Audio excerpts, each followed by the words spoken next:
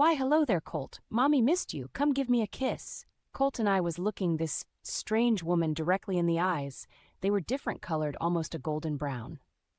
But the fire and the intensity was the same as his.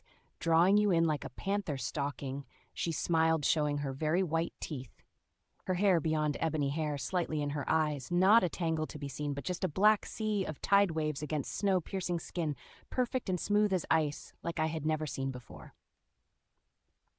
Oh, Colt, you've come to save me from this terrible place. Tell me you have. Tell me you have come to rescue me from the darkness, from these Jabberwockies. Colt stood his ground, not an ounce of emotion showed to his face, not anger nor pity. Finally he scratched his face at the new stubble coming in, then he very slowly took off his shirt, turning his back to her. You have been in a prison of darkness long before there was bars. Oh, you can't think that I would do something this horrible to you. Who told you I did such a thing? I'm your mother. She reached her hands out to try to touch his back, but Ben pressed a button that caused a charge through the metal teeth, and she jumped, retrieving her hand to her chest. Curse you, Ben. See, Colt, they are the ones that did the harm, not I. They hurt you to make you hate me. Can't you see through their tricks? Let me out of here, and I will make sure they will never do this to you again. We can run away together, you, your sister, and I. We can be a happy family again. Colt put his shirt back on, turning back around. You say we can go live together happily if I free you, me and my sister Lavender. What about my brother? They told me the baby boy died. I was so weak from being treated so badly I believed them, but am so glad he is okay, he of course can come to. Colt let out a heavy breath from his nose before talking again. I was very young when the scars were given to me, but not so young as I don't remember who gave them to me. Woman. The woman's demeanor changed instantly.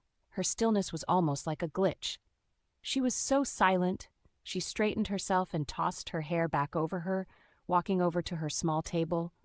She sat in a chair, turning herself sideways. From the table she picked up a brush and began running it through her hair slowly, giving us a side glance. Then let's cut the formalities, then shall we? I assume without an introductory that blood-haired woman beside you without a tongue is your wife. I'm sure I don't need to introduce myself to her. I'm sure you've told her all about me, and I bet the herd's stories of me are riveting.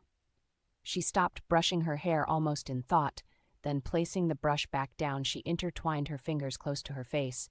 But then again, am I anything but that? After another pause, she continued with a flick of her wrist. Now then, you know of your brother, so you're not here for that.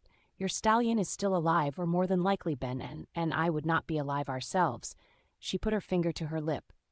What could this be about then, I ponder. Any more guesses? Colt snarled, as she continued. Oh, I have many secrets. Why guess them all away just now, dear? Besides, I'd like to hear from your wife here. She looks ever so familiar. I'm sure we have something or other in common. It would be nice to have some girl talk after all these years around. Nothing but men. How is my grandchildren? Especially the girl, she looks so much like her grandmother. I dare say if I stole her away, no one would question if she was mine or not. A look of panic must have slightly hit my face as she continued. Oh, don't bother your little blood-haired brain about it, dear. I'm stuck in here, remember? Just a observation. You are a quiet one, aren't you? You know, Colt here was so loud as child, but I beat it out of him thoroughly. You should thank me for saving you the trouble of a blubbering husband. Trust me, I know both my husbands were such blabbermouths. So many emotions. But Galder, my true mate in life, he was a fine one. A perfect suitable man to give me a worthy child, mind you. I still could have snuffed him out, which was still the intended plan eventually. At least I could put up with him, a strong, silent type. But well, I didn't get the chance, which is such the shame. Listen to me talking on and on. She picked up a teacup and took a small sip. I must look so impolite, but you know the tea I would offer you to be poison, so what would be the point in it? She took another sip. Now, I will ask again. Colt, what is it that you want from Mommy dearest?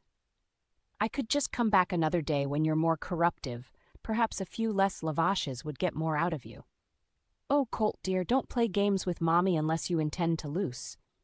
She stood up, going over to the bars once more, putting her hand in almost a pose, then put it up against her cheek softly. Lovely, isn't it? Soft, smooth, not a blemish. Then I noticed the cuts were gone from her hands. The blood was no longer on them. As we watched on, she snatched her hand in her mouth by a finger, and with one bite she bit off her finger, spitting it to the floor, blood draining from her mouth. Take what you will, son. Even my body has no true value. I will only tell you what you ask. Colt eyes drifted to the finger on the floor. He was clearly in disgust. What is it, baby boy? I thought you'd like to see me in pain after all the pain I put you through. Oh, so many times I can't even count on my fingers. She looked to her mutilated hand and began to laugh. Hush. Now, you've made your point, and I'm sick to the bone being in here with you, so I'll just ask and be done with it. My blood, that is my question. What did you have done to it? Or was I born with it? And if so, why did you do it? She wiped a laughing tear away, almost like checking her makeup wasn't smearing, though she wore none. That's better. Now then, to answer your questions, let's start with the first. She picked her finger off the ground, blowing on it gently, went back to her chair, sitting herself down, fixing her dress, if that's what it could be called.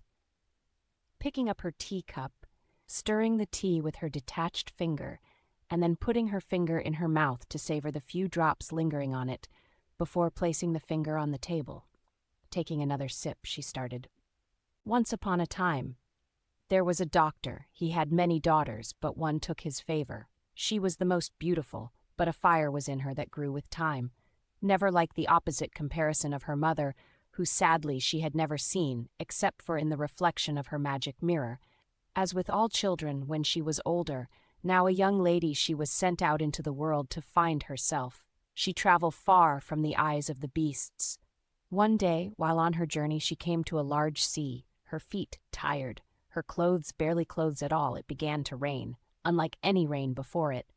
The wind blew strong, the lightning crashed for the first time. She found herself in the storm, but it only lasted for a moment before her true freedom was taken by a king with a white lion, grabbed her up, and took her to his bright, sun-filled kingdom.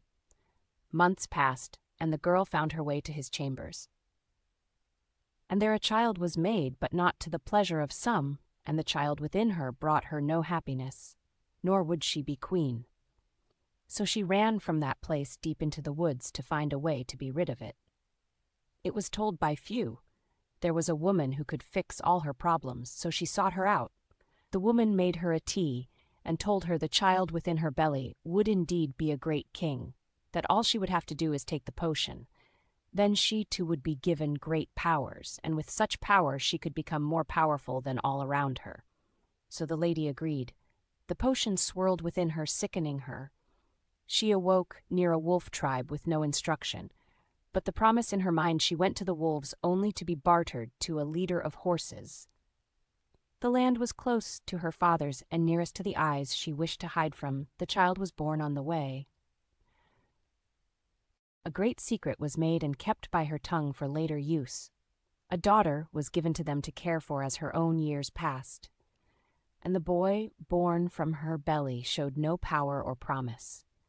His looks was of his father, which he only brought back the pain of memories of a greater place where she wished to be queen, but she knew she would not return nor give the king pleasures of having his son he longed for. So one night after she was with another and found herself with child to be rid of the useless creature. But she was like a cat with its mouse playing with it. Oh, the enjoyment she had watching each flinch, each drop dripping from him, each line upon him. That was her mistake. She greatly regrets. She was stopped before she could be done with him.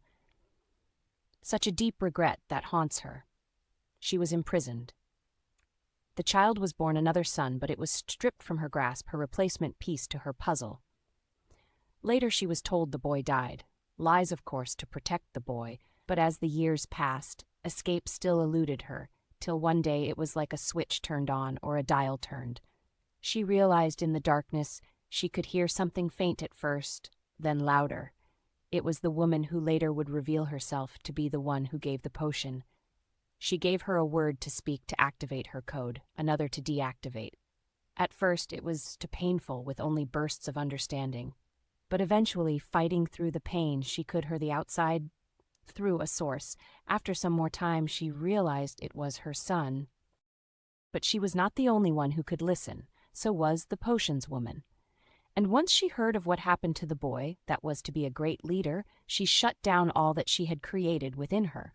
But what the potions woman didn't count on a virus that kept two very important features thriving. She could hear everything. Still, it was now impossible to deactivate. And second, a feature that one can only be shown. With that, Colt's mother stood going over to the strong fire in the back of the dragon's throat, turning to Colt, giving him a side glance.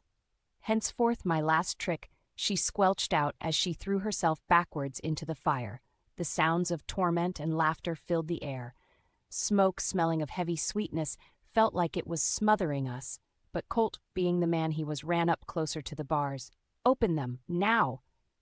"I can't, lad. They are welded shut," Ben coughed out as he pulled Colt further from the bar, Colt fighting to get back. "Boy, listen, let's save the woman that matters to you. The other one there is no helping at this point."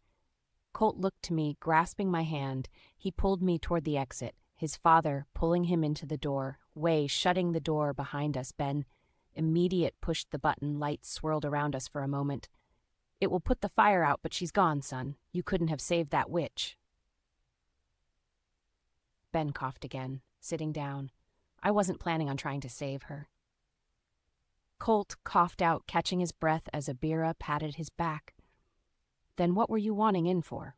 Ben asked finally, catching his breath. "To put her out of life, to lessen the pain upon her. Kid, you got a good heart, you do, but don't let it get you killed. I'm too old for this mess." Ben huffed, sitting back. Abira looked to Colt. "I know it's not the best of times to ask, but what now, son? Did she give you any answers?" Colt leaned up against a wall. "I don't know what she gave me." I was listening to them talk back and forth, trying to find the truths through the lies in her story. But I was the first to have a small idea. "Colt, your mother said the woman talked to her, and she said she could listen through you somehow. Perhaps the woman didn't deactivate yours and she can still communicate with you. You did no wrong." "Yes, but there was words to activate it and deactivate it, and I do not have them." "Maybe you do. Maybe she said them. She and you would have heard echoes otherwise, and she didn't seem to be bothered. But what would it be?" he asked me. "It would have to be something that wouldn't be said by mistake, but easily remembered. And there's a good chance you've never said the word, since you never activated before, but just a guess. Without knowing them, it's all for nothing. We don't need the word necessarily to deactivate just yet. Once activated, the woman could tell us the other word, but your mom did say it was painful, so there's a lot of risk even if we figure it out." Ben was quietly sitting, rocking slightly, listening, rubbing his beard once more. "I think I know it. In fact, I think I know both," he finally said. We all looked to him. "What? How?" "You think living at Harlot's was easy to survive. One had to remember every detail possible. I took care of that woman for years, every day, and I know how she would talk out to me. Elegant as she could be, she had a way she spoke, and I can tell you, henceforth was not in her way.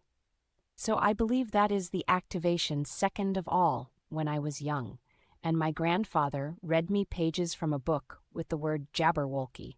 I highly doubt she would have come across those pages. They were dust brittle when I was a boy of 3, which would be her activation.